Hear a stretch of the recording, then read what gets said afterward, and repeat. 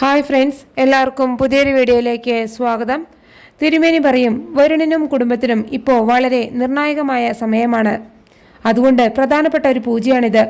ഈ പൂജയിൽ വരുണിൻ്റെ ഐശ്വര്യത്തിന് വേണ്ടി പ്രാർത്ഥിക്കേണ്ടതും കർമ്മങ്ങളിൽ പങ്കെടുക്കേണ്ടതും വരുൺ താലികെട്ടിയ ആൾ തന്നെയാണ്. വ്രതത്തിൻ്റെ കാഠിന്യം കൂടുന്തോറും ഐശ്വര്യവും കൂടുമെന്നാണ് പറയപ്പെടുന്നത് എന്നൊക്കെ പറഞ്ഞ് തിരുമേനി പൂജ ആരംഭിക്കുകയാണ്. പിന്നെ അന്നത്തെ ദിവസത്തെ പൂജ കഴിഞ്ഞതിന് ശേഷം കൽപ്പന പോയിട്ട് ആരും കാണാതെ ചന്ദ്രശേഖരനോട് ചോദിക്കും, പൂജ എല്ലാം ഭംഗിയായി നടന്നു കഴിഞ്ഞാൽ പിന്നെ വരുണിനെ നമുക്ക് ഒന്നും ചെയ്യാൻ സാധിക്കില്ല. അപ്പോൾ ചന്ദ്രശേഖരൻ പറയും, പൂജ മുടക്കാൻ ഇഷ്ടം പോലെ അവസരം കിട്ടും, അത് ഭംഗിയായി നമ്മൾ ഉപയോഗിച്ചാൽ മതി.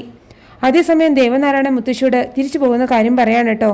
അപ്പം മുത്തശ്ശി പറയും, ഇത് വരുണിന് വേണ്ടിയുള്ള പൂജയാണ്, അതുകൊണ്ട് വരുണിന് വേണ്ടപ്പെട്ടവരൊക്കെ ഈ പൂജയിൽ ഉടനീളം ഉണ്ടാകണം. നിങ്ങളെല്ലാവരും ഇവിടെ ഉണ്ടായേ പറ്റൂ. വരുണിനെ നോക്ക്, അവൻ എത്ര സന്തോഷത്തിലാണ്. അപ്പോൾ പ്രിയങ്ക പറയും, നിർബന്ധിക്കേണ്ട മുത്തശ്ശി, അവർക്ക് പോകണമെങ്കിൽ പോയിക്കോട്ടെ. അപ്പോൾ ദേവനാരായണൻ പറയും, ഞങ്ങൾ ഇനി കൂടുതൽ തർക്കത്തിനൊന്നും നിൽക്കുന്നില്ല, പൂജ കഴിഞ്ഞിട്ട് ഞങ്ങൾ പോകുന്നുള്ളൂ.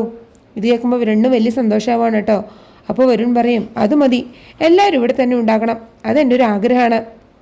അപ്പോൾ ദേവനാരായണൻ പറയും, എന്നാൽ ഞങ്ങൾ ഇവിടുത്തെ ഔട്ട് ഹൗസിൽ തങ്ങിക്കോളാം, ഇനി അതിന് എതിർപ്പൊന്നും പറയരുത്.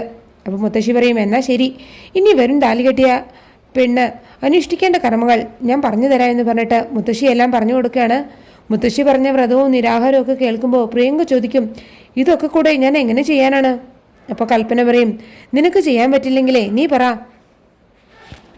തിരുമേനി വേറെ പരിഹാര ക്രിയകൾ നിനക്ക് പറഞ്ഞു തരും. അപ്പോൾ രാധിക പറയും, അത് പറ്റില്ല, ഇതത്ര കഠിനമായ വ്രതമൊന്നും അല്ലല്ലോ. അങ്ങനെ എല്ലാവരുടെയും നിർബന്ധത്തിനും വഴങ്ങി മുത്തശ്ശി പറഞ്ഞതുമൊക്കെ ചെയ്യാമെന്ന് പ്രിയങ്ക സമ്മതിക്കുകയാണ്. എന്നിട്ട് പ്രിയങ്ക വരുണിനെയും കൂട്ടിക്കൊണ്ട് റൂമിലേക്ക് പോവാണ് കേട്ടോ. എന്നിട്ട് പ്രിയങ്ക പോയിട്ട് വരുണിനോട് ചോദിക്കും, ഞാൻ നിങ്ങൾക്ക് വേണ്ടി വ്രതം അനുഷ്ഠിക്കേണ്ടത് എന്തിനാണ്? നിങ്ങൾക്ക് ആയുസ് കൂടും, ഐശ്വര്യം കൂടും, പക്ഷേ എനിക്കെന്താ നേട്ടം? അപ്പോൾ വരുൺ പറയും, ഈ പൂജയിൽ പങ്കെടുക്കുന്നതിന് നിന്റെ കൂലി എത്രയാണ്? അതും കൂടെ ഞാൻ തന്നോളാം. അപ്പോൾ പ്രിയങ്ക പറയും, തരാമെന്ന് പറയുന്നതല്ലാതെ എൻ്റെ അക്കൗണ്ടിലേക്ക് പണം ഇതുവരെ നിങ്ങൾ അയച്ചിട്ടില്ല. ഞാൻ ഈ വ്രതം തുടങ്ങണമെങ്കിൽ എൻ്റെ അക്കൗണ്ടിലേക്ക് പറഞ്ഞ പണം വരണം, അല്ലെങ്കിൽ എല്ലാം ഞാൻ വിളിച്ചു പറയും. അപ്പോൾ വരുൺ പറയും, പണം ഇന്ന് തന്നെ ഞാൻ ട്രാൻസ്ഫർ ചെയ്തോളാം. ആ പണവും കൈപ്പറ്റി ഈ പൂജ കഴിഞ്ഞാൽ എങ്ങോട്ടാണെന്ന് വെച്ചാൽ മിണ്ടാതെ പോയിക്കോണം. അപ്പോൾ പ്രിയങ്ക പറയും, ശരി, ഇനി ഒരു കാര്യം കൂടെ, പൂജ അവസാനിക്കുന്നവരെ അച്ഛനും ചേച്ചിയൊക്കെ ഔട്ട് ഹൗസിൽ തന്നെ ഉണ്ടാകും. ചേച്ചിയോടുള്ള വരുണിൻ്റെ പെരുമാറ്റം. ഇത് കേട്ടതും വരുണിന് ദേഷ്യം വരണം കേട്ടോ. അപ്പോൾ വരുൺ പറയും, ദിവസക്കൂലി വാങ്ങുന്ന ആളെ വേറൊരു കാര്യത്തിലും അഭിപ്രായം പറയണ്ട, എന്നെ നിയന്ത്രിക്കാൻ നീ ശ്രമിക്കും വേണ്ട എന്ന് പറഞ്ഞിട്ട് വരുൺ ദേഷ്യത്തോടെ അവിടെ നിന്ന് പോവുകയാണ്. ആ സമയം പ്രിയങ്ക ശരത്തിന് ഫോൺ വിളിച്ചിട്ട്, സിനിമയ്ക്ക് വേണ്ട എല്ലാ കാര്യങ്ങളും റെഡിയാക്കിക്കോ, പണം ഇന്ന് തന്നെ ശരിയാവുമെന്ന് പറഞ്ഞിട്ട് ഫോൺ കട്ട് ചെയ്യാണ്. അതേസമയം രാധിക പൂജാമുറിയിലിരുന്ന് കൃഷ്ണ ഭഗവാനോട് പറയും, വരുണിൻ്റെ താലി കഴുത്തിലണിഞ്ഞ ആളല്ലേ പൂജകളെല്ലാം ചെയ്യേണ്ടത്? അത് ഞാനല്ലേ ഭഗവാനെ?